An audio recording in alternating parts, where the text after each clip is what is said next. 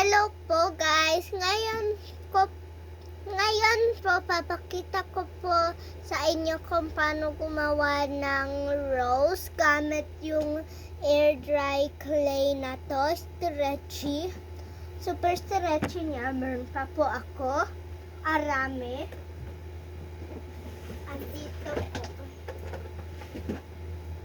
Di ba po isang box na to ang dami ng clay. Wait lang po. Sobrang dami.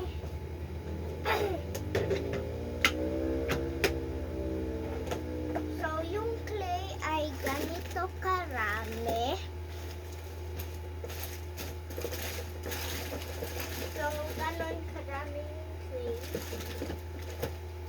So, ito lang po balik na natin ulit.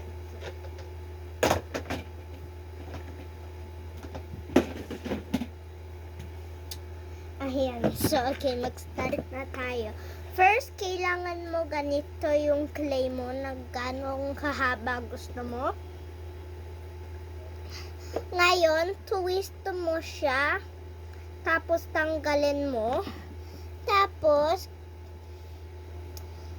Tapos maggawa ka ng isang ball. Tapos, flat mo. Tapos, lagay mo na dito doon sa pinagagawan mo. Yan. So, gawin mo ulit. Para maubos to. Pag ubos na to, papakita ko sa'yo sa end. Yan. So, kailangan mo pagdikitin ng ganitong dalawang clay. Yung kapatid ko lang yun, guys. Bakit may isang marker? Ayan. Uli. Ayan, guys. Ayan.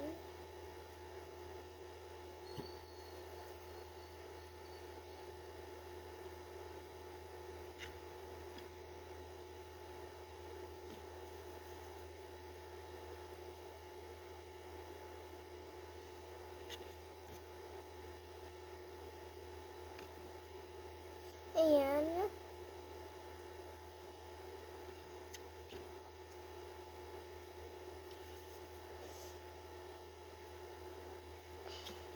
Pag ubos na yung clay, tapos nakaganito na lahat, pwede mo na roll.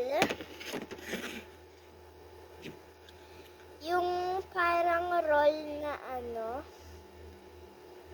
yung ganitong roll, oh.